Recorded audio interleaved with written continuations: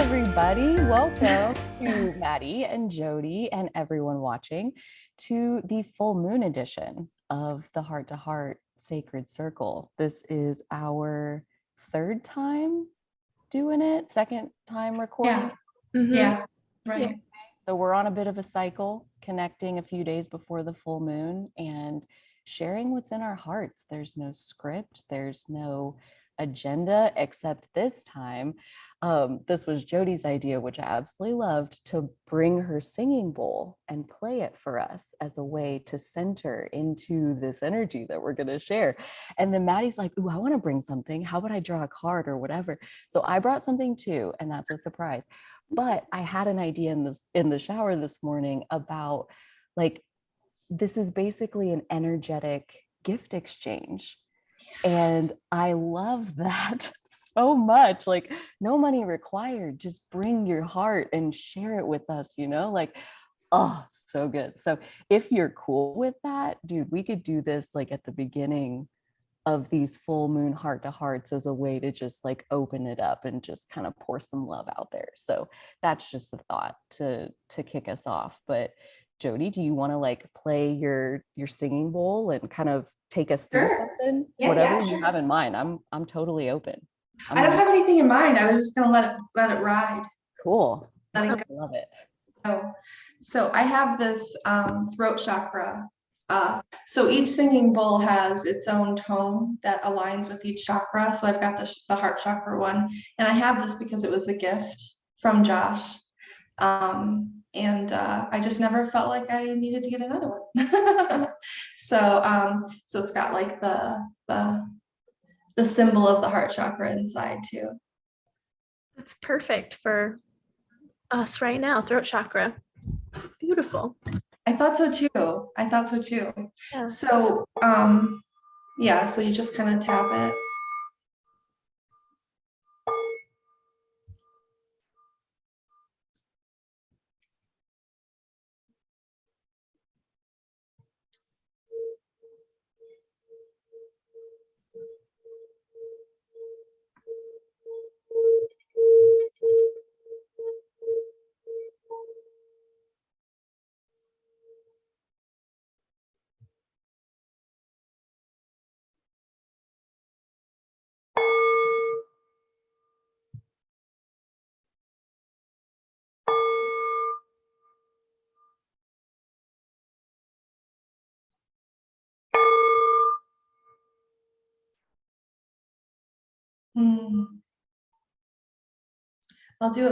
I'll just do it one more time, and we can hum if you want to. You can hum to the tone or make a sound to the tone if you'd like. If you don't have to, but it's another way.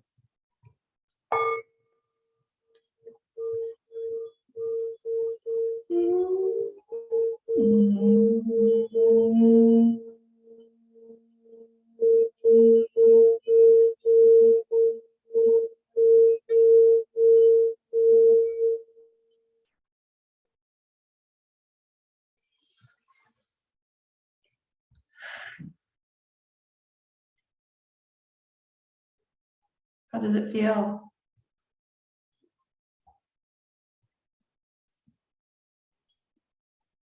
It's definitely very calming. I love singing bowls. I like to just like feel like I'm breathing the sound in. It feels very good, very aligning. The humming was really nice. Like, I don't do that normally, like just sit with a singing bowl and try to like hum with the tone. I've never even tried or thought to try. So I'm super excited to like do that more often, because that part especially, like, I feel like maybe it got me in my body. Is that what it did? Like, it really like pulled it down into more my core, where like it was like I was making the noise then, right? Not just listening to the bowl. Totally. That's totally what it does. Yeah. So that our bodies are the instrument too. Yes. Yeah, like you're like a harmonica, like just air. Just like you're an instrument. Bam. We totally are. So I can just do a quick guided meditation. If you get the way that I'll do it, that just came to me is like throw out a word that is inspiring to you right now. And then I'll throw out a word too. And then I'll just guide us into it. Grace. Purpose.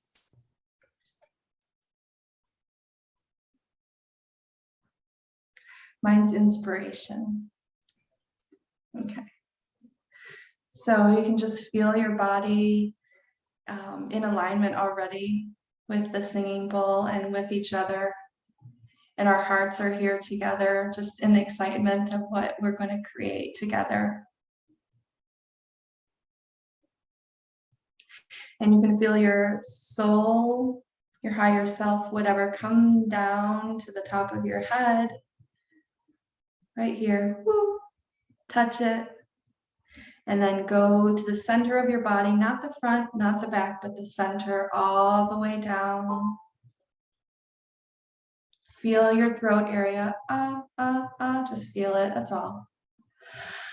And then feel that soul, that self, that higher self come down into your heart area, the solar plexus, the sacral, the belly button, down below, your root area, which includes all the sex organs, the tailbone, perineum, ovaries.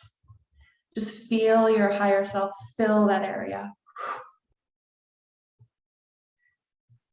Feel it coming down into your hips, pelvis, thighs, shins, feet, the bottom of your feet. Feel that connection with the earth. And we can feel the connection to one another through the earth, through the soil, through the smell of wet, rainy dirt. That's where heaven connects with earth, higher, lower, coming together in the heart. This beautiful heart-to-heart connection. Higher, lower, meeting in the heart. This is where we can feel love because we feel love for ourselves and we care for ourselves, and then we can share it with others who are doing the same. This is where purpose comes from, here and here. This is where grace meets in the middle, and inspiration is just the air, the atmosphere. And just feel yourself come down into this is a higher vibrational state, so we can come down into just a little bit lower so that we can actually use words. Because it can go out to a realm that's not words. And today we want to use words, so here we are. I'm very grateful. I'm very grateful for you too. Feel our breath. Blow it out. And then when you're ready, come back very slowly.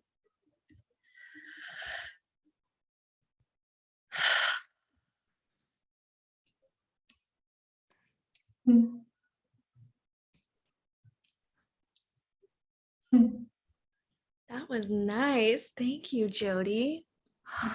Wow. Felt really good.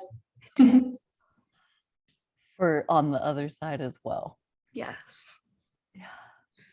Do you ever do those? Like, do you have those somewhere where people can tune in? Like, I mean, you obviously we can all come back to this video, but like, are there other?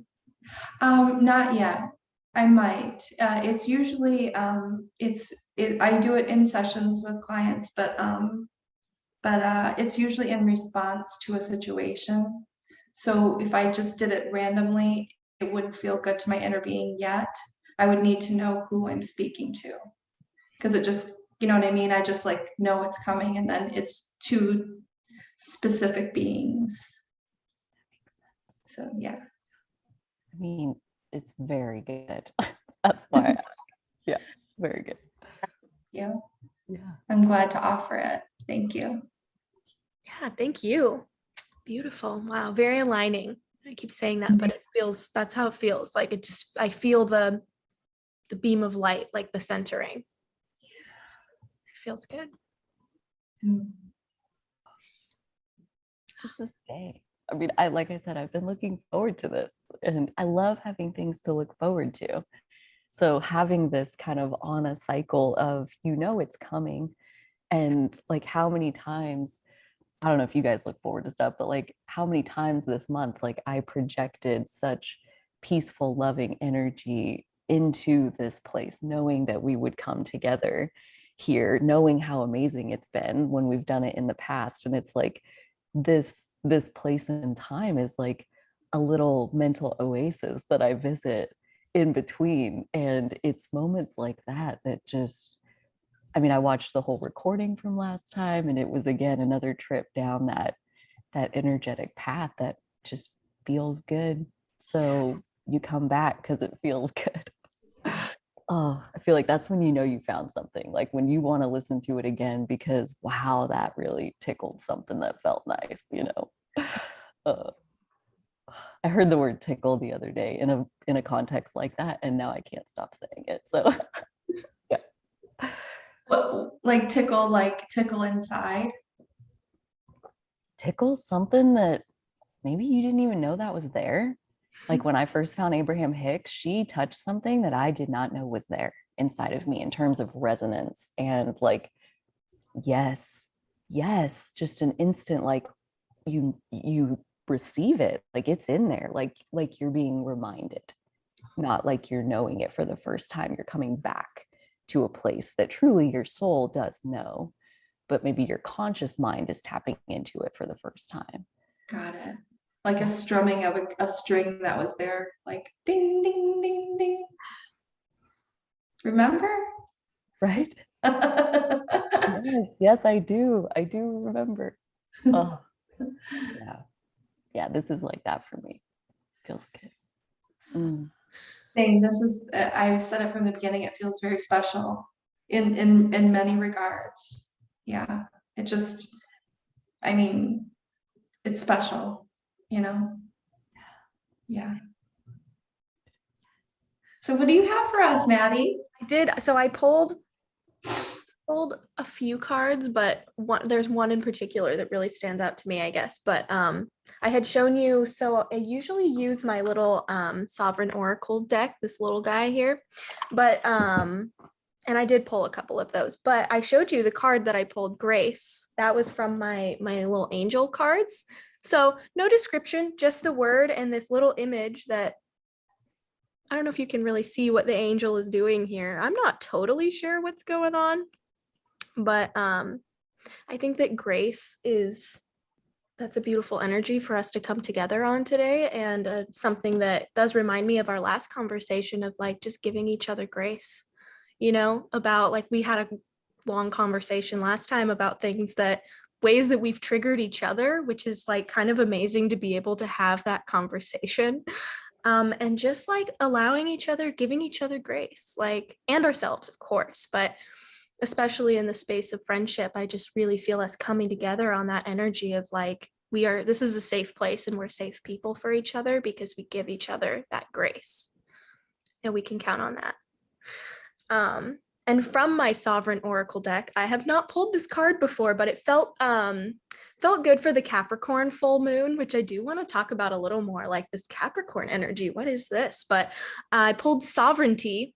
So I'm always too quick to show the card before I've read what's on it, and I can't read it like this, but I can read it if you want. Yes, please. Okay. Be the ruler of your domain. Wear your crown with pride. You've earned it.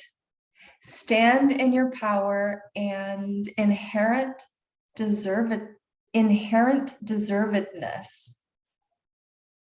Deservingness. Okay, yes. Oh, deservingness. Yes. Beautiful. Here, I'll show it again so you can sit on that, sink it in a little bit.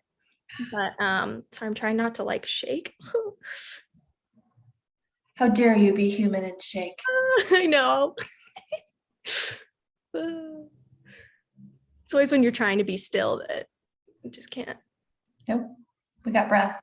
We got breath. So I pulled the sovereignty card from the Sovereign Oracle deck. I haven't pulled that one before. And sovereignty, that feels Capricornian in a sense, of standing in your power and being the ruler of your domain. I feel that theme pretty strong in my world right now. So I don't know about the both of you, but it does feel like a nice energy for our hearts to come together on. Mhm. Yeah.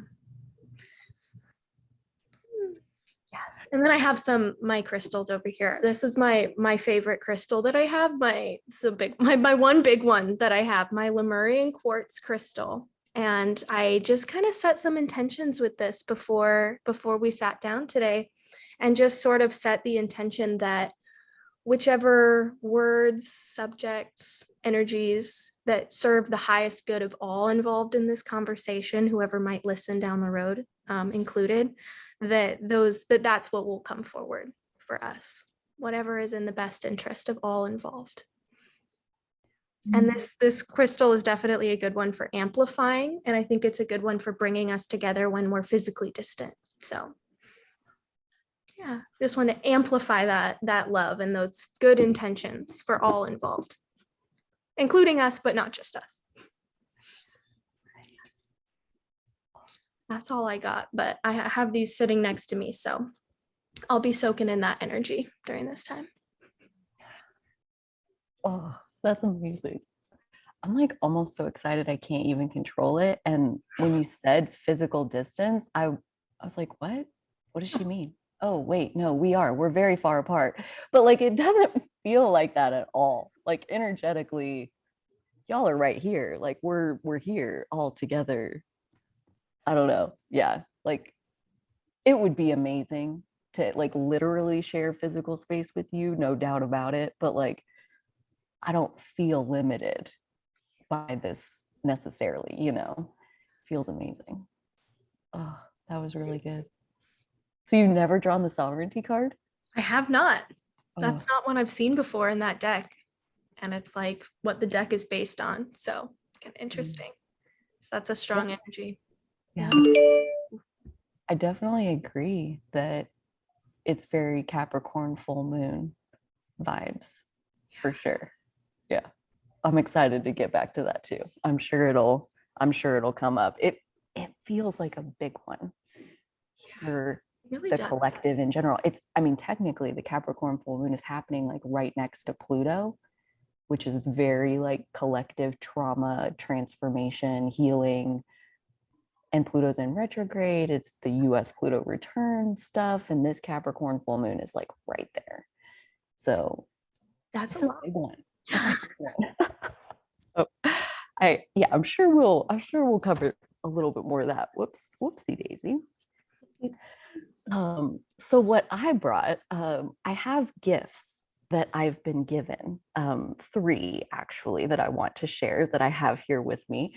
The first one is this crystal. Maddie, can you say something about this? Because I'm a brand new crystal person, and Yes. Maddie gave this to me for my birthday. So that is just a piece. This is some selenite. This is definitely a crystal that you'll find pretty much any crystal store you go to, because it's the crystal that's known for cleansing other crystals and just cleansing energy in general. It is, I think, made mostly out of salt. I could be wrong about that. Yeah, it's like a salt-based crystal, which is what gives it that cleansing power. But it's definitely one that crystal lovers will have around and probably have multiples, because it's such a great cleanser. It's good for cleansing your energy, your own physical energy, and aligning your energy, which helps you ground into that, and kind of like brings me to Jodi's meditation, where you're bringing in that higher energy. It can kind of help you do that. Yeah, this is probably like the first crystal. I've been given several. I was telling Maddie, and they seem to find their way to me. They're like, please take me home. Please let me live with you. So people just give them to me. Cool. But this is the first one where like it fits in my hand in a way that like I just want to hold it. So I've been holding it a lot. And like now learning that it's salt, I don't know, something about that just went like, I like it even more now. I don't know why, but like, yeah. So like there's just ways that my hand like really likes to hang on to it. So I've been holding it a lot lately. So that's one that's been super fun to work with in general. I just got it out recently. This is another birthday present. I'm going to see if I can get the whole thing. That's the whole thing. I'll show you like each one up close, but it's like a bookmark. And the top says Gemini sun. Is that reversed for you guys, or is it showing like No, correct? it's right. Okay, it's reversed for me, but that's okay. So like Leo moon, Taurus rising, and then a little coffee cup on the bottom that has OA, a little steam coming off of it. And this has the same effect as the crystal, to be perfectly honest. Like, I don't know if crystals are special, but like this thing feels the same. Like it just feels good to touch it. So I've been handling that a lot lately. It's got like little charms on the top of it that make noise when you jingle them, but like little things that are like made with love. And it says Gemini and a little heart. And it was handmade. And maybe Maddie can say some more about that too, because she is who sourced that. From somebody in the Owning Authenticity community. And how amazing. So yeah, maybe Yes, Maddie I had discovered that one of the lovely souls in the Patreon group does cross stitch work that primarily centers around astrology, which is just so fun and awesome. And yes, her name is Jen. I will definitely link her Etsy shop below, but she makes these really awesome cross stitch bookmarks and other things. Yeah, I'll definitely link her Etsy shop because yeah, once I had discovered that, I was like, yeah, like that. Talk about the perfect gift. Plus, just like to support someone in the Owning Authenticity community who's doing this, like this crafting and creating is just, I don't know. I thought it was a nice opportunity to support someone. And yeah, and she's the one who added in the touch with the OA on the cup and everything. And I thought that was just the sweetest, most thoughtful thing. Like that was all her. And I thought that was just so sweet. I didn't know. Well, and like I hadn't seen Maddie's until I saw the picture that you took of like both of them together. And Maddie's is like completely different. So like she kind of, what did she do? She like drew cards and kind of like channeled the energy of the individual that she's stitching for and like really wanted it to be super personal. So she also shared the cards that she pulled, like for me and for Maddie, and they were totally different, but then she uses that and all of it. Just was so cool to look at like her creative process. It really was so amazing. Yeah, definitely. Yeah. Oh, it makes me want to, I just had the idea to do like a small business Saturday post or like a shout out Sunday post or something like that, where like the people in this community can tell us like, what are your little Etsy shops? What are your, what are the things that you're giving to this world that, are available? Because just getting it out there, I mean, yeah, that's half the battle. So definitely. Because that was so cool. And I didn't even know, because like I'm not on social. I don't do a whole lot of that anymore. But yeah, so I was so glad that Maddie knew that she did that and could hook me up. It was awesome. I love that. I love personalized stuff. I'm not like big into gifts necessarily, but when it's personalized like that, like energetically, like tuned to me, opening that whole little package was just like, oh my gosh, it was so amazing. Okay, so the last thing that I have is a gift, kind of a gift. I'm going to look at it as a gift. So when I very first was getting to know Jodi, she sent her website as like, here's a place where she has clearly put a lot of contemplation and soul searching into words. And that, in my own experience, like of trying to put my own website together, like it takes a minute to be able to have the level of clarity that she has to list out some of the things. Like I think I did tell you as soon as I read it, like I was on your beliefs page, my beliefs, and you can just read like, here's what I believe. And I was like, wow, I need this page on my website. I'm not really clear enough just yet to do that, but your page, like I went back to it again this morning and reread it again because of that essence of like things where you just go, yes, like this feels so good that you want to go back to it. I was thinking in the shower because I didn't have a gift to like bring, because like Maddie's bringing a card and you're bringing the singing bowl, like what could I bring? And I was like, ooh, what about a question? And I was like, yeah, what's like the most important things to you, or what's really important to you? And then it reminded me of like, I've read that already. It's on her beliefs page. Like she pretty much goes through it. Like, here are the things that, and I want to show it, and we'll put it in the description for the people who are watching. So sweet. And let me scroll back up to the top here, but this is like, if you go on to Jodi's website, like I think this is where you land, or you might have sent me this page specifically, the experience page. Maybe. And then at the bottom of this, if you go all the way down, is where she says my beliefs. And just this whole page is so beautiful. And you can feel, Maddie showed like the heart clarity coming through. And I'm not going to like read the whole thing just because like you have outlined so much, but I do want to share some of my favorites. This one is up there. Our bodies are sophisticated spiritual powerhouses. God, like just to remind yourself of that, like every day. Oh God, that one feels really good. Daily self-care is essentially what you're talking about here. And you know, I'm a sucker for that. So that one is very good.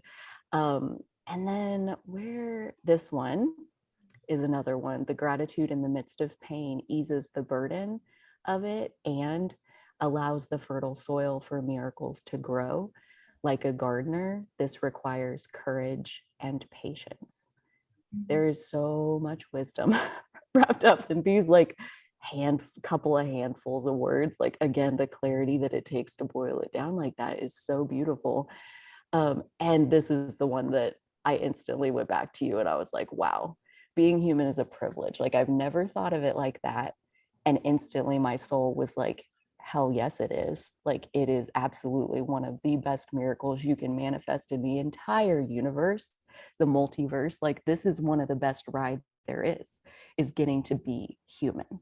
And we're here and we're doing it.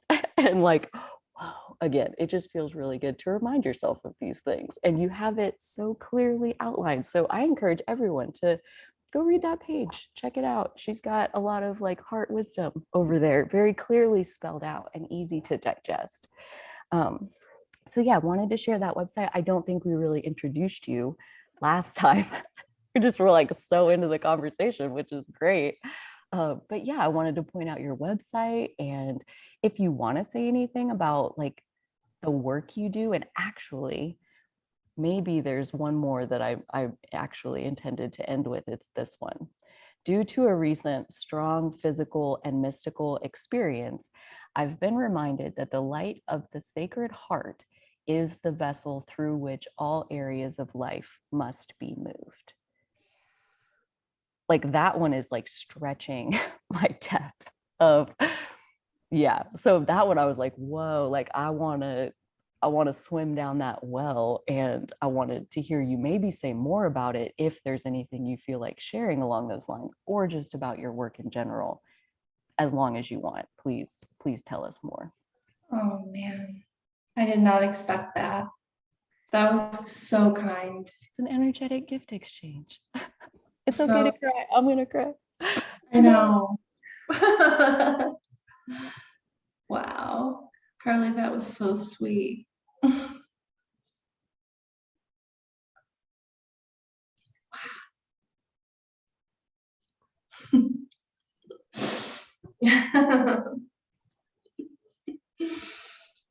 Oh, whew. Yeah.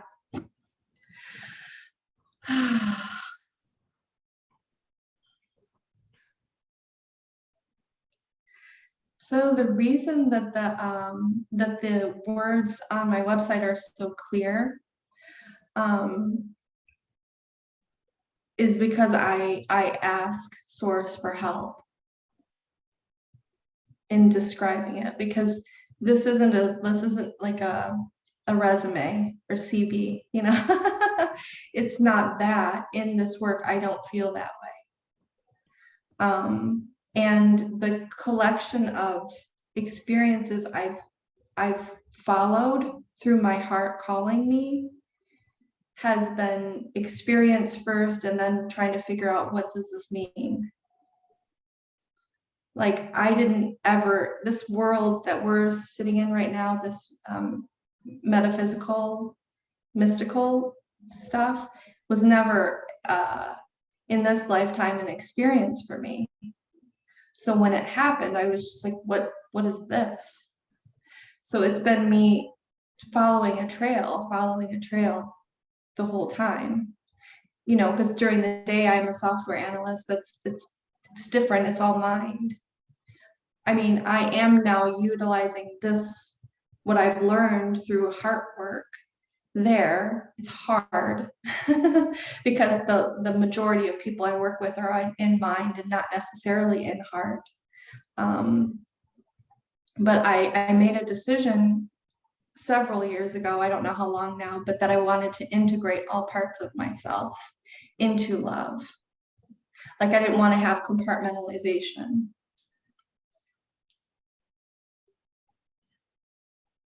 And that was probably my soul's calling, saying this is what we're here to do. Not everyone is, and that's fine. But when I see others doing it, I'm like, I get super excited, because I'm like, dude, we can change the world together. And also the website itself, I change it as I change. So we're not static. So everything I learned that's something new, I'll change my website as if it's a blog. And something on there that's there now may be different in a year from now. You know, and something might be removed or added, you know, because I want it to reflect reality for me at this time and others. And I want to magnetize those who are, you know, in a similar truthful vibe at the time. I want to magnetize those. The words themselves are beautiful, and I can't say that they came from me. There's truth there that it's like very uplifting for me to even see again, because it's deep, and like sort of in a way like a framework for my values and beliefs too. I want to know, helps me clarify what they are, and for others. So anyone who would want to work with me, I want them to know we're on this plane, not this plane, right? The leadership is hand in hand. We're holding hands. There's no like, okay, I've got the answers and whew, here you go. That might have been okay for a time. That was probably important for a time. Like, I'm not bashing that, because that was probably important for a time, but I don't feel that we're there now.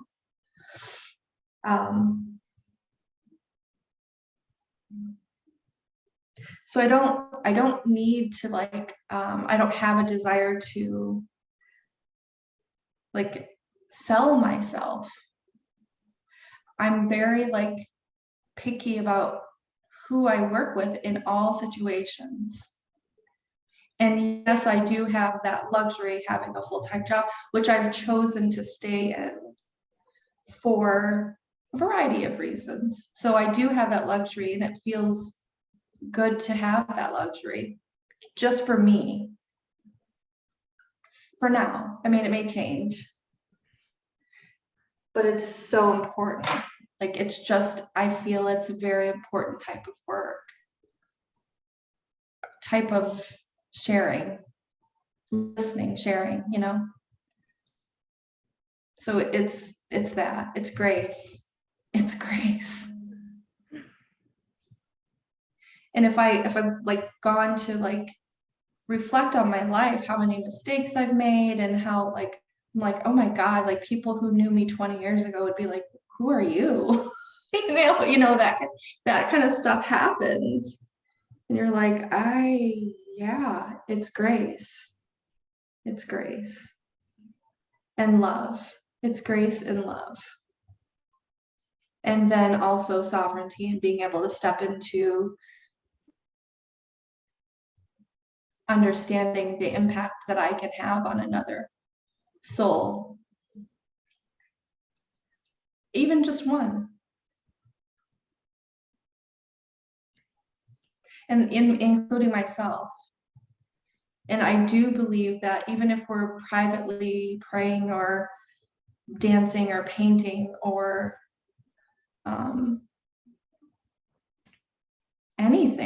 anything that tickles us, like you said, or anything that brings us joy, it is impacting the whole world because we're connected. We're literally breathing the same oxygen. We're literally fed by the same planet. Like, even if nobody sees me, I'm impacting people. Anybody who's just sitting there by themselves and doesn't even want to be seen or actively help, is, if they're healing themselves and doing what feels good for them, they're impacting the entire globe, if not the cosmos.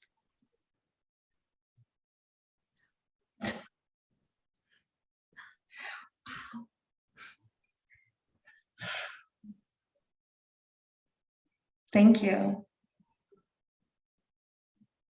Dude, thank you. That was awesome. I wrote down several things that felt very good. Like some things like ask source for help. Like no matter how many times I hear that, it never stops being an epiphany. Like, why didn't I think of that? It's like I've heard it a million times before and it never stops being a reminder. Listen to your heart calling. Like, what's it asking you for? And you want to talk about the Capricorn full moon, like that's exactly what's going on here. Is like we are being called. Your heart is always calling you. Like even if you say like, oh, my heart's not calling me, like I don't have a calling. You have a soul, you have a heart, like there's a heart calling. And the sun in Cancer is like being like lighting up, being able to see what that heart calling looks like better than normal. And it also kind of lights up like where are you in relation to it. And like on Friday I was getting a lot of comments at the live stream about like Cancer season being like depressing and you're crying and it's hard. Like it's emotional and it's hard. And I do think that, you know, there's a card in the tarot that I think it's the five of cups, something about like when your moment of disillusionment happens, like when you see that this is what you want and compare that to what are you living, it can be extremely painful. And then you have the Capricorn full moon that shows up to say, okay, but you can totally do something about it. You can totally build yourself a different life. Like if that's what you want, you have the power. You are a sovereign being. You can make whatever choices, incremental step-by-step choices can help you move towards closing the gap between what your heart is calling for and what you're actually living in real life. Or most of the time, you know, we're human. It fluctuates. But yeah. I don't know where we started there. Oh, listen to your heart calling. That's what you said. Some people are better at that than others, you know? Some people are just like located closer to their heart, like with their consciousness, I think. And other people come in and their consciousness is more like locked in their brain. I feel like I was one of those, where if you had been talking to me about heart callings 10 years ago, I would have been like, get away from me. I have work to do. Like I don't have a heart. I don't have feelings. I don't have emotions. I don't have time for this conversation. That was me 10 years ago. So yeah, this concept of heart callings is even one to like open your heart to. Like, is your heart calling you? Is it asking for something? And if you're really sad or depressed during Cancer season, my theory, my hypothesis is that there's a gap between what your heart wants and what you're actually living in real life. And yeah, Maybe. It's a theory. Definitely. Something I've learned this Cancer season is that if you've not been, I don't want to say doing a good job, but if you haven't been super aware of your emotional management during all the other seasons, then Cancer season might hit you a little hard. And that's something I'm experiencing because I'm guilty of that.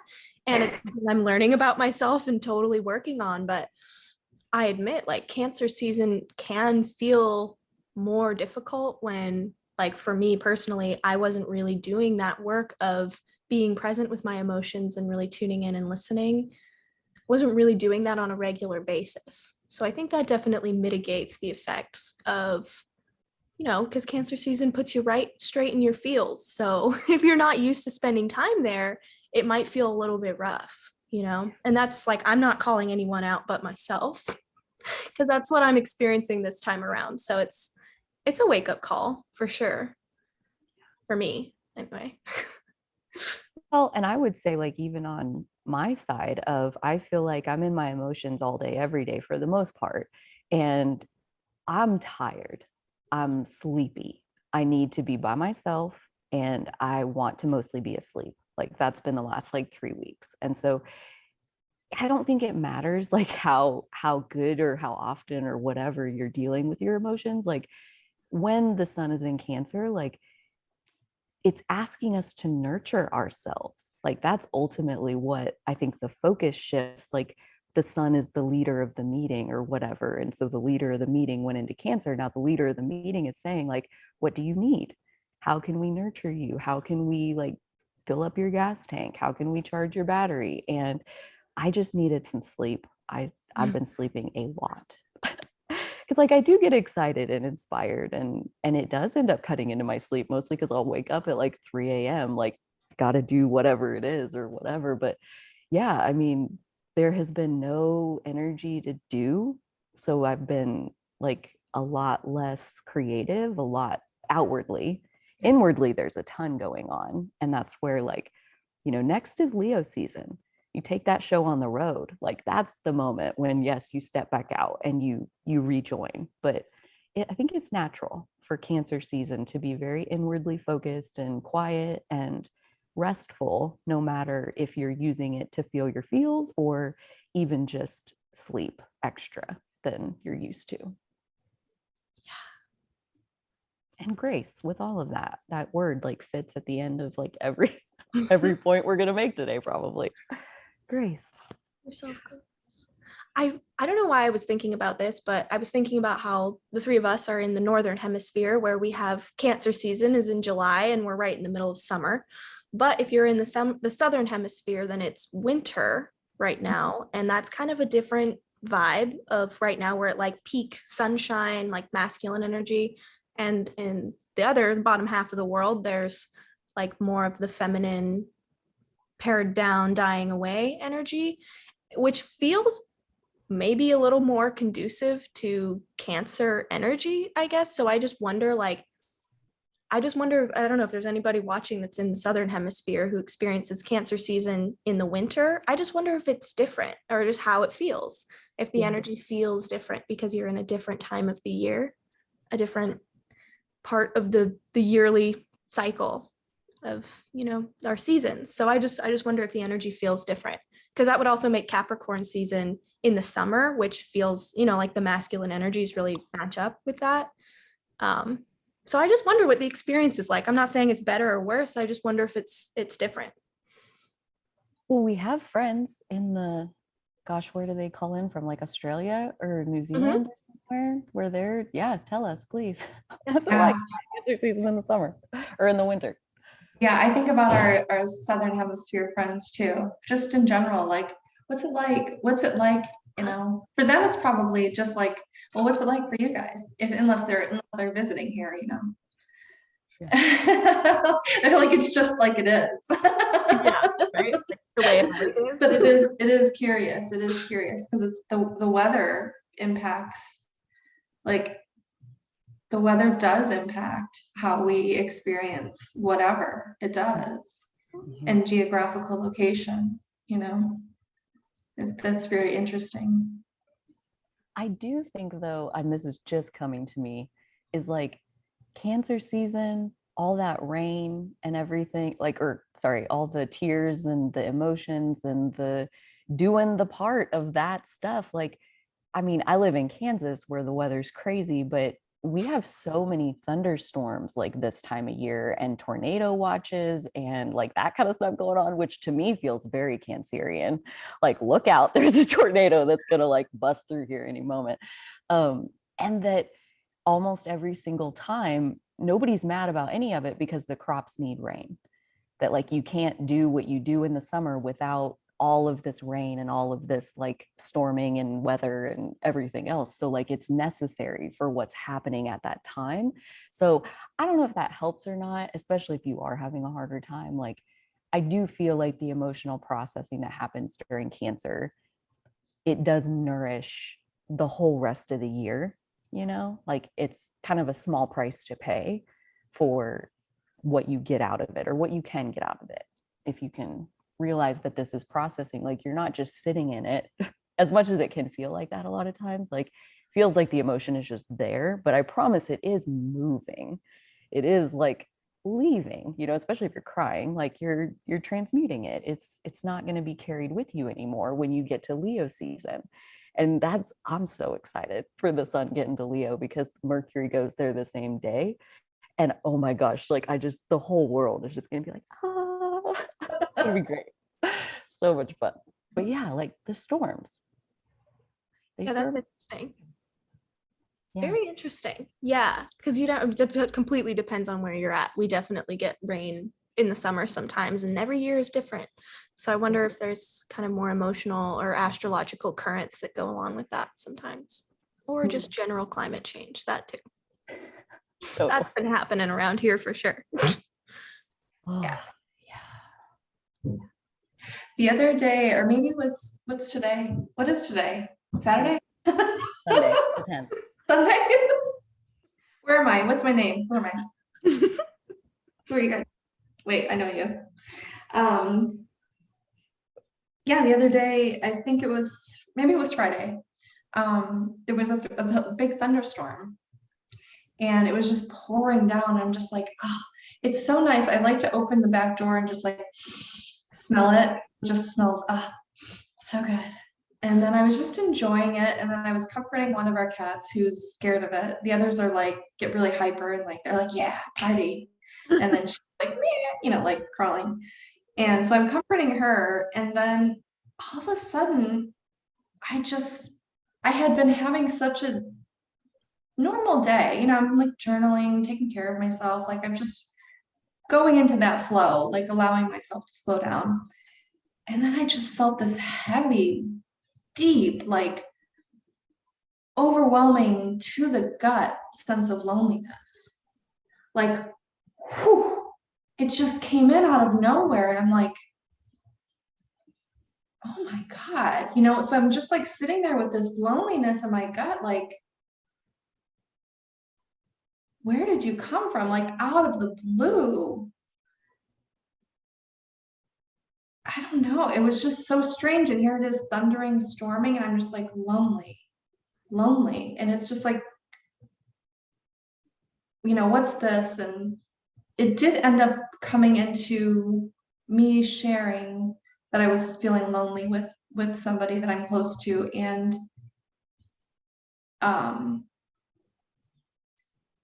it spiraled into a series of events that helped us get closer. Not at first. At first I felt like ignored and like shunned.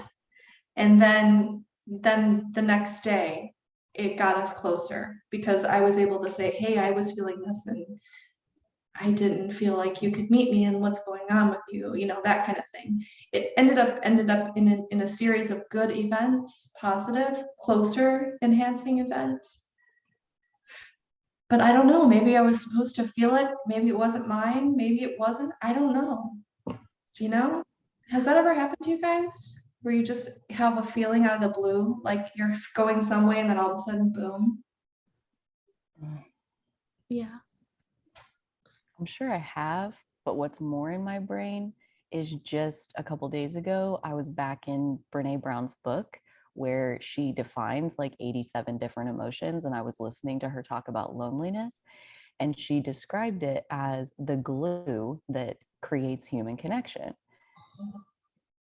And as soon as you said like loneliness, I'm like, well, that's not you, clearly, because you're good, like you're stable within, like you said, like I'm taking care of myself, I'm in my energy, I'm smelling the rain, like this is great. But look what it did. It's like an intuitive hit that I don't think you were the lonely one. I think the other person was desperately in need of somebody proactively reaching into their space because they were not going to do it themselves. They weren't going to fix their own loneliness. And you, being the amazing soul that you are, you felt it for like half a second. You're like, well, this isn't going to be okay. So here, let me go fix this. Let me reach out, because that's what loneliness is for. When loneliness becomes too much, you reach out and you connect, and that's how you soothe it. And so you did reach out to yourself. Sounds like you connected back with yourself. You reached out to somebody else. It's the glue that creates human connection, loneliness. That piece feels, there you go. Yeah. So good. Because the turned into, like, yeah, that's what I was going to ask you. And then you started telling it. I'm like, see, yes. Oh, yeah. If we follow the trail, like it's just like so interesting following the trail and having the courage to take the step, because there was a time where I would have been like, oh, this is just me, and like I wouldn't have taken action on it. There was a time where I've become more courageous and more courageous with very uncomfortable feelings and very like vulnerable feelings. That's it. Brene Brown, the queen of vulnerability research. Yeah. Yeah. It takes courage to follow that trail and just sit with the name of the emotion, rather than like, it's so easy for us to get caught up in the cause, external causes, which there are in at times, but just being like, oh God, I'm feeling lonely, or I'm feeling ashamed, or I'm feeling super angry. And then not having to, like, our mind automatically is like, you did it. Like, it's just automatic. You, or this situation, or that. It's like, no, it's right here. It's just right here if we can just sit with it. Yeah, that did end up leading to a positive outcome. But there's many times where I felt that feeling and it didn't lead to a positive outcome because my mind was like, this and this and this and this, It's easy to be there. Totally. And that's really like, one, emotions are messages, and this is what we mean. This is what this means is like, you get a download of loneliness. It's like, fuck, I don't want that. It's like, yes, you do, because what you want in the bigger picture, in the bigger, grander scheme of things, is heart-to-heart connection. And this is offering you that. Maybe it's a bitter pill to swallow, but you're going to get exactly what you wanted, which was a closer connection with a soul, whoever, whatever the situation is. But yeah, emotions are messages. It's so true. And the part where we, I think, trip ourselves up, I know I did, was like, you make it mean all kinds of things, or you download loneliness and it sets off a script. It's like one of those little, like, where the ball just drops through like the little obstacle course and it like triggers the little wheel and it turns this. And yeah, it's like that. It's like loneliness comes in and it hits the button perfectly that says, I don't have anybody that cares. Nobody cares to hear from me, like on and on and on. Like, it sets off your script for why you're lonely in the first place, which is just us like making meaning out of the emotion instead of seeing like, what is the emotion? Like, it's neutral, it's guidance, it's pushing you on your path one way or the other. Like, the moment was now to connect with this person, and you downloaded the message and the guidance took you there, and it was perfect. It was brilliant, like divine timing. But if we make it mean something about us and who we are, then we're ashamed of ourselves, and then we can't admit that this is going on. You know, I can't admit I'm lonely because then everybody will know everybody fucking hates me. That's why I'm lonely, because I don't have any friends.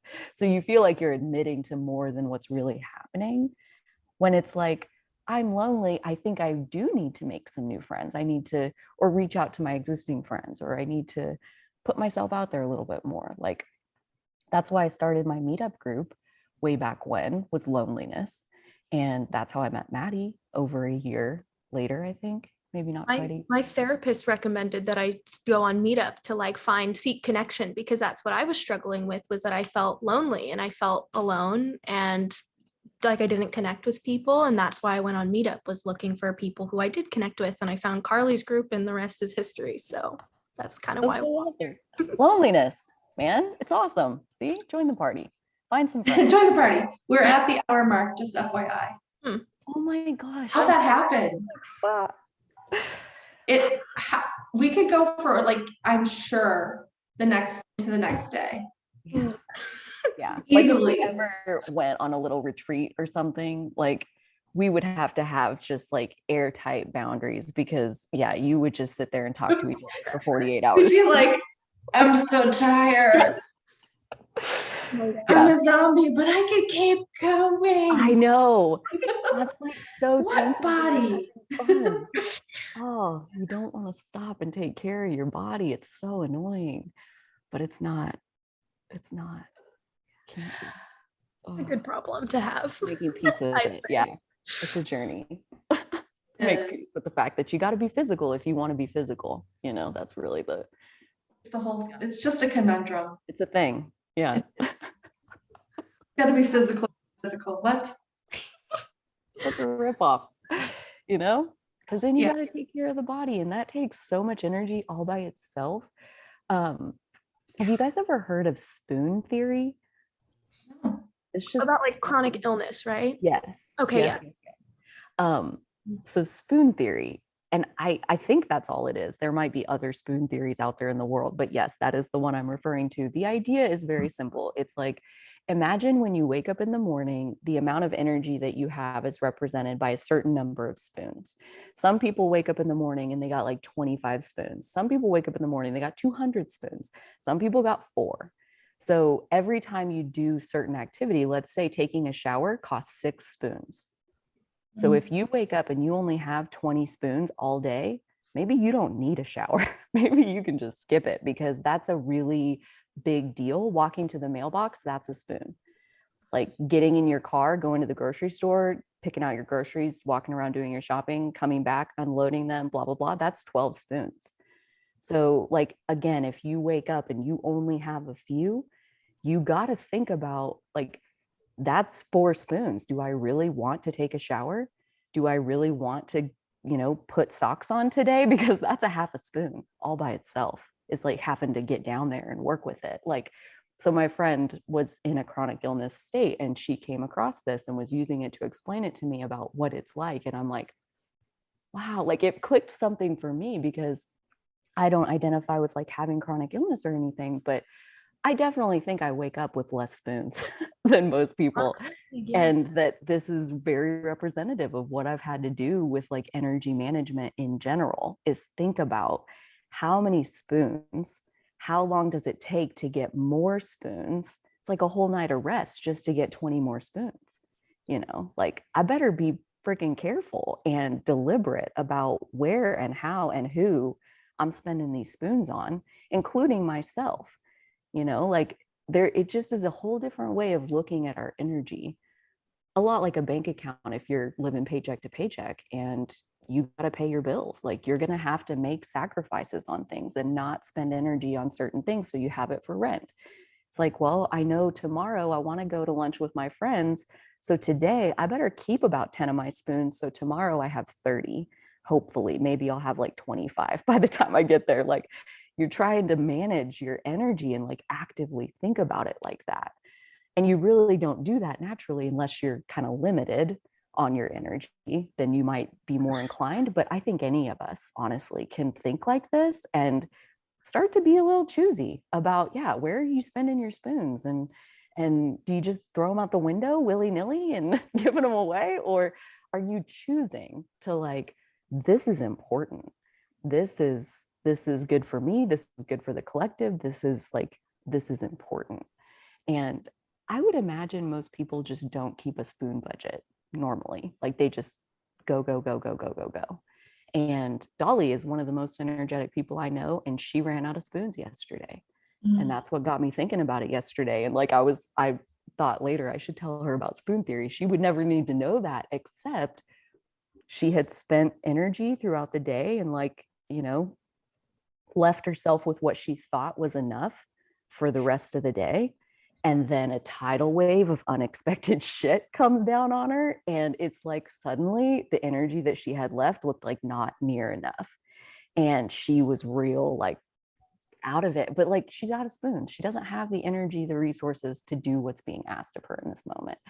And so it was just weird to recognize that, like, wow, even high energy people can run out of spoons, So yeah, there's that. That's fun.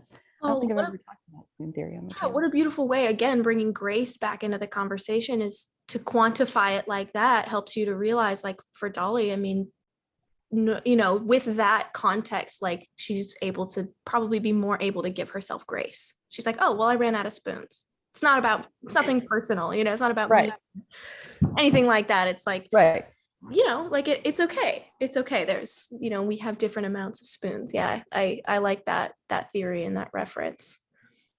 Yeah. Definitely. Yeah, I do too. It's very it's so good at like taking it into such a like the microcosm. The microcosm of our lives is super important. Like if we're just going along and like nothing like stops us, then we won't think about the microcosm. But then when we do have something that stops us, like we're like, okay, now I need somebody like you to give me like how to work with the microcosm of the day too. And then the macro, comes also. But you're very good at that. And I was thinking the other day, like, I wonder if like I don't know about all, I won't say all, but like many of our breakthroughs or growth moments come from moments of unexpected or pain. Like, I wonder how much of and that's continual. It's not like we'll never feel pain again, but like, if the pain is big enough, like chronic pain or emotional pain or whatever, like if it's big enough, it's like a choice point, like every time. And then we're like, okay, that pain, we can just keep focusing on the pain, or we can, seek help for it. And then also start managing energy and anything better. It's a catalyst or an incentive. It's an incentive.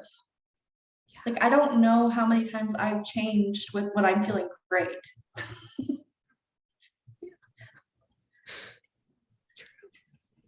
Totally. That I think suffering is a mechanism, just like loneliness is a mechanism. It's divine timing, like pushing you into somebody else's life. And suffering is like waking you up inside of yourself to, again, like, what does your heart want compared to what are you living? Because if you're living what your heart wants, you're not suffering.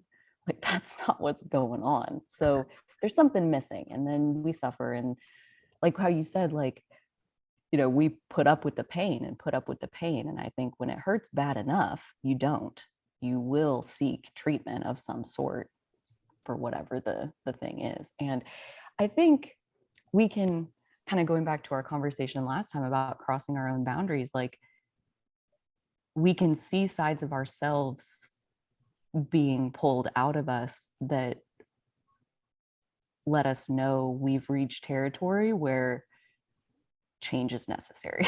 like you blow up at someone and suddenly like you're threatening bodily harm onto them. This is not my story, this is somebody else's story, but like in that moment you recognize this is not who I am. Like this is this is not who I want to be in the world. And I think something needs to change here, because essentially in that situation specifically, it was an issue of no boundaries, and the person is just pushing and pushing and pushing and pushing, and you're not having any boundaries, and eventually you blow up. Because like, it's fine, it's fine, it's fine, it's fine, it's fine, it's fine. Oh my God. And now you're threatening them, and that kind of shit can get you landed in jail. So what are we doing here? What is happening? And what needs to change? But yeah, I think like usually we have to, you know, we can be stubborn creatures that like, we're doing what works, we're doing what works. Well, it doesn't really work. Yes, it does. It works. It works. It works. Like, it has to fail big enough before we're willing to like sunk cost fallacy is a thing. I don't know, like principle or psychological thing or whatever, that says when you've invested into something a lot, you will not let it go. You are less likely to let it go. And I heard somebody say this the other day, like, well, but I've been with them for years, and walking away, like I've spent so much on this relationship, and walking away feels like you're leaving behind a big chunk of yourself that you put into that relationship. So then you're doing extra to save it, even though you wouldn't normally, because of how much you've already invested. Sunk cost fallacy. It's harder to cut your losses and just walk away. Speaking of that, I had to do that here a while back.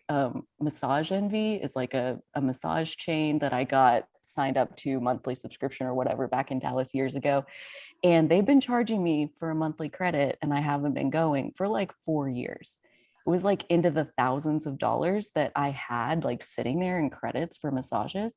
And I called to like just cancel it, which means you lose all of your credits of like, if you stop doing the monthly thing, like they'll just take everything back. And she's like, no, but it's like, it's $4,600. You can't just cancel that. And I'm like, I can't just keep paying for it. Like, is it going to be 4,600 or is it going to be 46,000? Like, I do have to cut this off at some point because I'm not using it. So even when you have to cut your losses and walk away from something, like, cost benefit, like at a certain point, like, it doesn't matter that you invested that. It's not working. And do you want to stay and keep trying to fix it, or do you want to move on and try something else that may work better for you? And even just resituating the relationship, it may not be like burn the bridge down, F that person, hope they disappear off the planet. Like, it could just be some subtle changes about what we got right now isn't going to last. It's not going to work. It has to end. So how are we going to pivot? How are we going to change this into something that does work for us? So it can be more subtle and delicate. It doesn't have to be an atomic bomb in the middle of your life, but you can't keep something just because you already tried really hard to make it work. Like that's not a good enough reason, I don't think, personally. Totally. Yeah, I don't know any of us who can't relate to that. No, go for it. I don't know anybody who can't relate to it. Seriously, it's a thing. Sunk cost my fallacy. That's how we humans are. So like, to your point about, we continue and continue and continue and continue and continue until it fails big enough where I physically cannot keep doing this. And then you will face change, and it's scary. That's like the part that, if you're scared of change, let yourself off that hook, because as far as humans are concerned, the unknown is the scariest thing there is on the planet. So like, it's okay. It's okay to be scared of the unknown. I've been all up in Strengthsfinder preparing for the program that starts a week from today, which is so exciting. And I was reading about, or listening to, one of my strengths this morning, which is learner, is one of my top 5 strengths. And the talent of learner is being okay with the unknown. It's like a high tolerance for the unknown, because if you can sit with the unknown long enough, you can absolutely move through it into knowledge and understanding and powerful stuff. But if you're scared of the unknown, you'll never get over there. So some people have high learner, meaning a high tolerance for the unknown, and other people have low learner. They have more a strength called like deliberative, for example, where you're trying to figure out like what is the path ahead and what are the potential risks and how am I going to like get around all of these. It's like risk averse, just like staying where you are, minimizing the risk of like what's going on around you.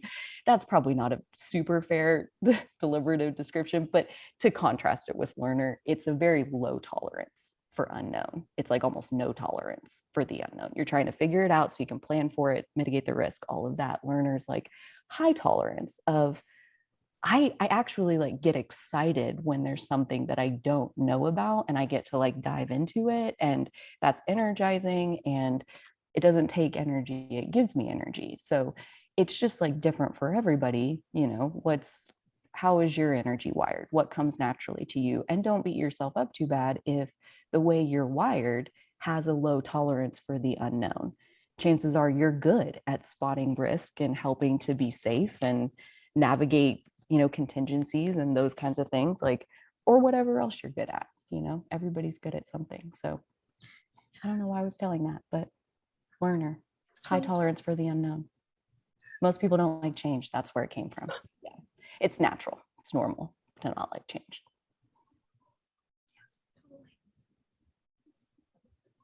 Yeah. Have you ever taken Clifton Strengths, Jodi? No, I was just going to write that down. Yeah. I'll put a link in the description Okay. for somebody watching. Okay, I'll grab it from there. Thank It's you. one of the few that I interact with that is paid. You pay $20 to get your top 5. The assessment takes about half an hour. Do it when you have a clear mind and some quiet time. Very straightforward, and it gives you your top 5 strengths. And like basically they're trying to identify strengths are potential for talent, something along those lines of like, what are you wired for naturally? What's fun? Like, what do you get excited about in life? Like, what comes naturally to you? Those kinds of things. And they say a lot, like you're trying to name it so you can claim it, so you can aim it. I'm like, that's catchy. I like it. So it goes back to like naming things is powerful, and your talents and your superpowers, that's, yeah. Yeah, that's super interesting. I have so many questions. We have 15 minutes. Could ask a couple.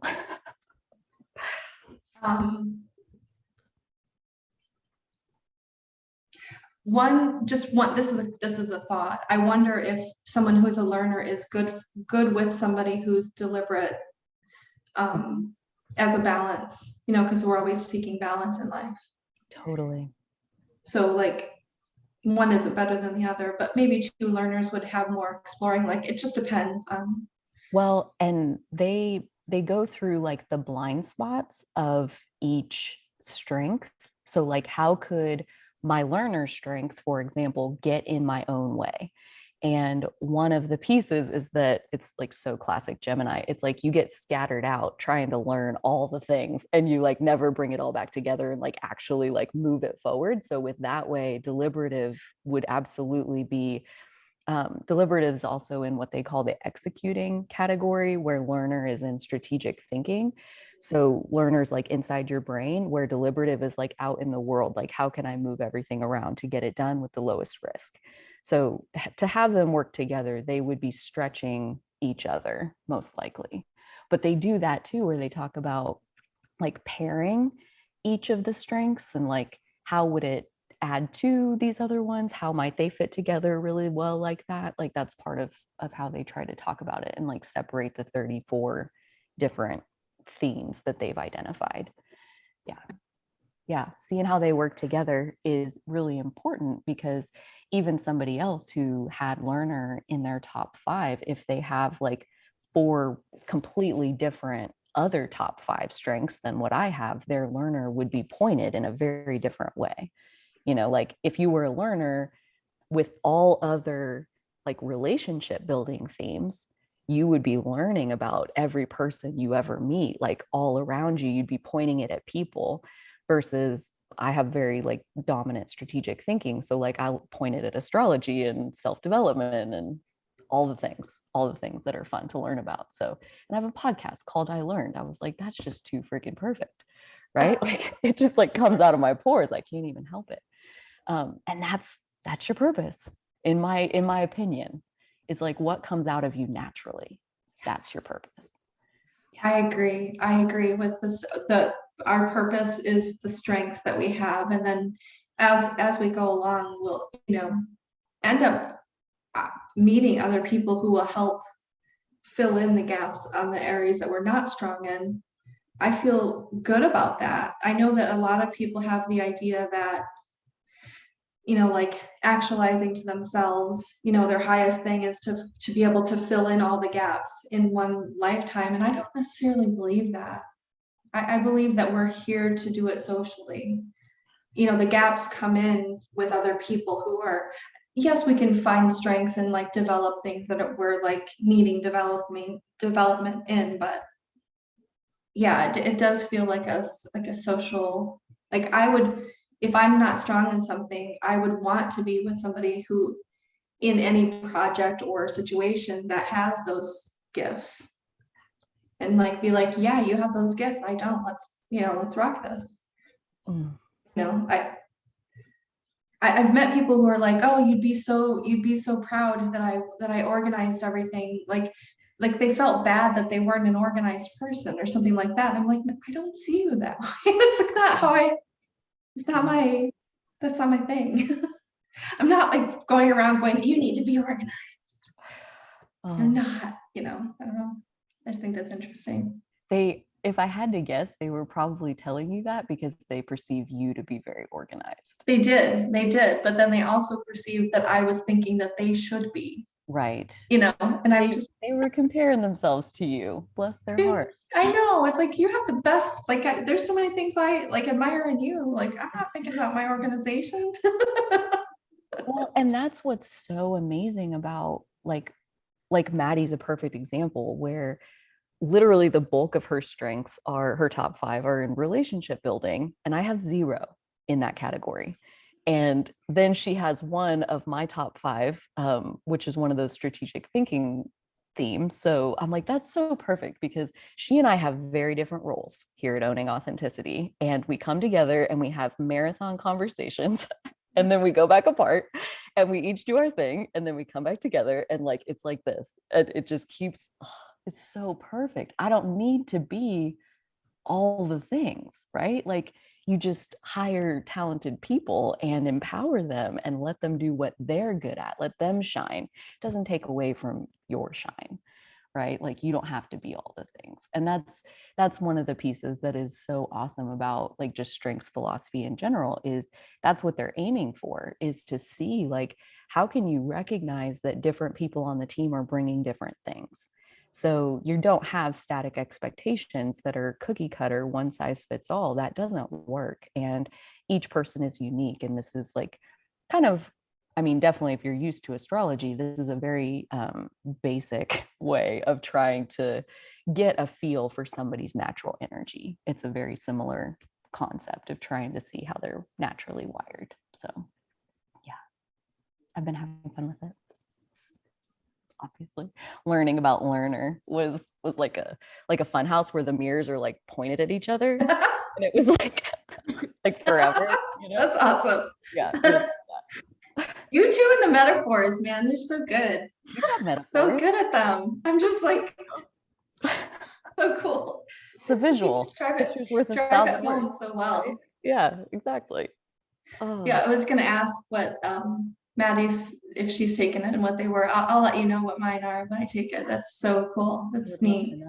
At some point in the future, I would like to know your story and like how you two evolved. Your relationship. That would be such a fun heart to heart, Maddie. Because it's like the one, pretty much, we think we surpassed the 1 year mark. Yes, at this point, just barely, but yeah, that's kind of fun. So much overlap. It's very interesting. I'm just like, ooh, I need to know. And how, like, even just that point of, which I didn't know that your therapist told you to go on Meetup to solve your loneliness, and I started a Meetup group to solve my loneliness. So like elements coming out of the woodwork. Yeah. Oregon, like, sure, why not? Yeah. Yeah. Totally. And I had hundreds of people follow my Meetup group. Like I've met with hundreds of people. Like it's been so amazing, like over this last year. But like Maddie, she showed up to one of my very last, it might have been the last Last one. free group chart readings I used to do every Wednesday morning. People could come and get like a little mini chart reading, which I kind of thought about reviving those at some point, but because they were fun to just get to like speed read like 10 different charts. It was really cool. It was very difficult though to do it every single week. But anyway, so I cut that off, and she happened to come to the last one because that was her first chance, because she had just quit her job. Mm-hmm. So she had just like leapt off the cliff and didn't have a plan, but was like, I'm here. Wednesday mornings were open now. Yeah. I'm here. And so I reached out to her not long after that and was like, I've wanted like a part-time virtual creative assistant person for like months, and I haven't found the right person, but if you're free, maybe that's a good fit. Let's talk about it. And she was kind of, the rest is history, but we could totally tell the long version sometime. That would be so fun. It'd be fun to go back into that.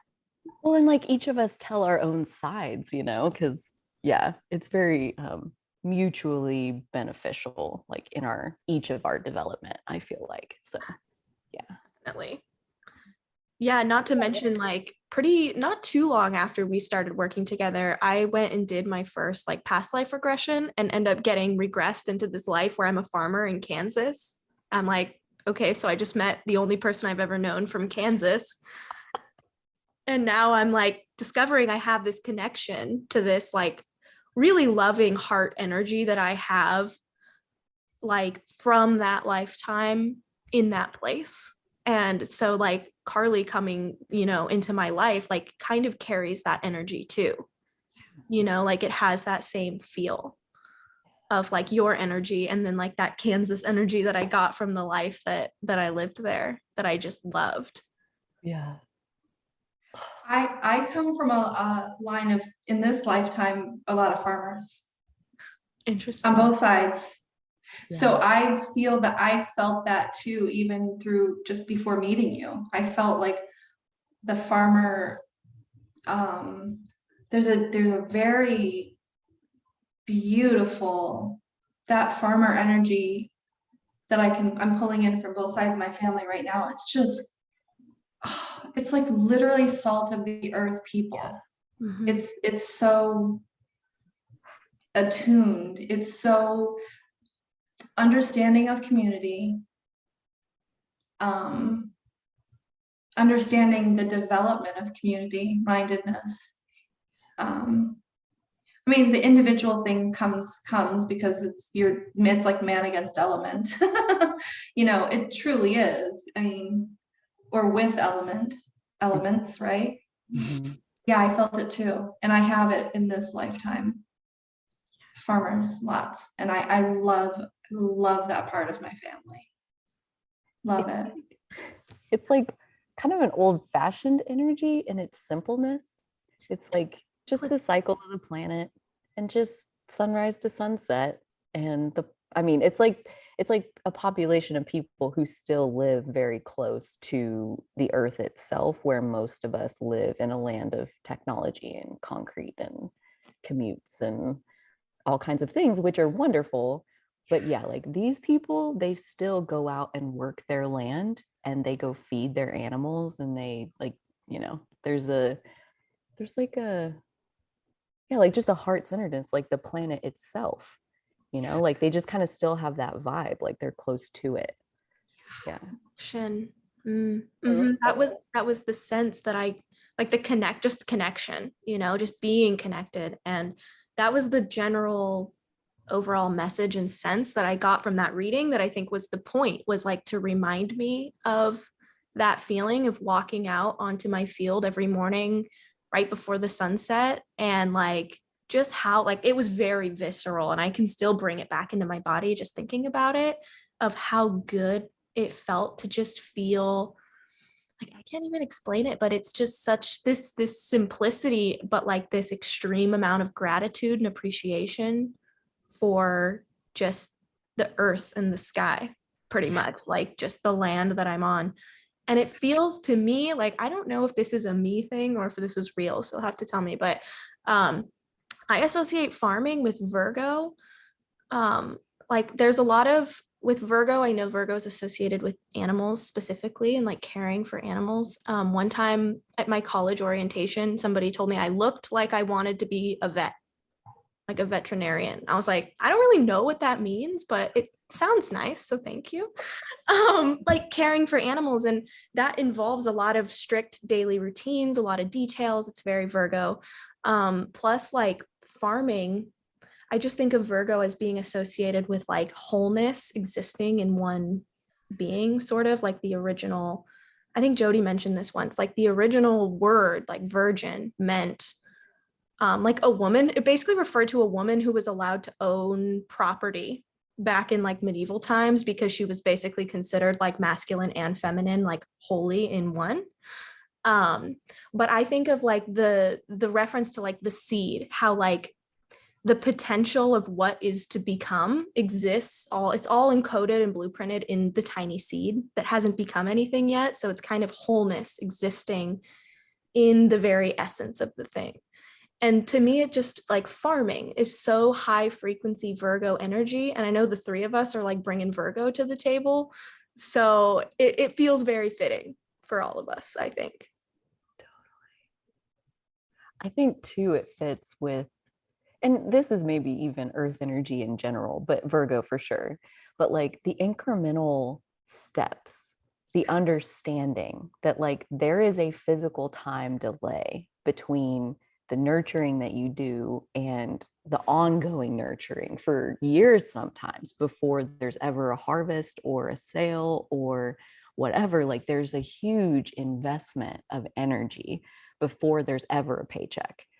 And like usually there's a huge line of debt over at the bank that like, yeah, you're just living on debt before you can like 2 years from now go sell your whatever. And like now I got some money or whatever. But it's like just understanding putting like your physical time into something, not because you're going to finish it today, but because if I keep putting consistent time into it, eventually I will have a harvest to take to town and sell whatever. So yeah, it's like just grounded, I guess, like understanding how things manifest in the physical. Like they literally watch it happen, you know. When you plant a seed, it takes weeks before you ever see anything. And then it's still months before it's going to grow up. And if we're talking animals, like depending on what kind, like it's shorter or longer than that, you know. Chickens grow fast, cows do not. So it's just like a connection to the cycle of life almost. But obviously it's very earth energy, like the Maya, the planet, the food, the carbon-based bodies that we ride around in, like earth energy. Which brings us kind of back to the Capricorn full moon, and our time is up, right? Are we up? We're at time. How do we want to close? I feel like I want to honor it because this is really beautiful. Please honor whatever you got there. I'd like to just say thank you for basically at the end there, we're talking about the cycles of birth and death and being close to it, and how the cycles of birth and death aren't just physical, they're also like conscious. They're just like parts of us, and it's like when you were talking about, you know, the sunk whatever that phrase was, that's really like living in death. Like if you've given all your energy over here, you're over here, and that's dead. Like that part of you that you've given all the energy to is dead, and it does need to be cut off. Like it does. I mean, it doesn't have to be, but if you're not, you're living in with the dead part of yourself. And like the new, if you like say, okay, I've cut my losses, I'm not getting 1,000 massages, I'm done. I'm living in the now. Like I'm choosing to live life now and create life now. And I feel like the three of us are getting that. We get that the life is here in the now, in the painful like feeling of, oh shit, I just felt loneliness. What is this? Or I'm in this experience now, and I can be excited for the next one. And living in the life is so much more rewarding because it's alive. It's like, it's plants, it's animals, it's us, it's crystals, it's so many things. It's the stars, of maps of the cosmos that we get to work with and expand on. And we can bring the life of the planet to our like mystical world and then have structure to it. Like it's got structure. And I'm just super grateful to be with you guys in the now life here, creating it. Beautiful.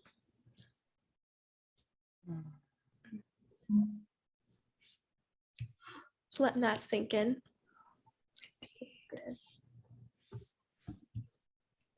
I can feel the people watching this, like having their own moment, you know, having this sense of this feels really good to have heart to heart connections. And I feel like when we get a taste of that in our lives, like it can make you want more. And this is an impact I'm grateful to have, is you listening whenever, wherever you are. You absolutely deserve to have all the connection in your personal world. And if ever anyone wants to join us for one of our Tuesday Heart to Hearts, those are open to anyone who wants to come. There's information in the description. Please check that out if you are looking for a space, a safe place to get your heart out there and maybe have it celebrated, you know, not just accepted, but to celebrate who you really are, who you were born to be.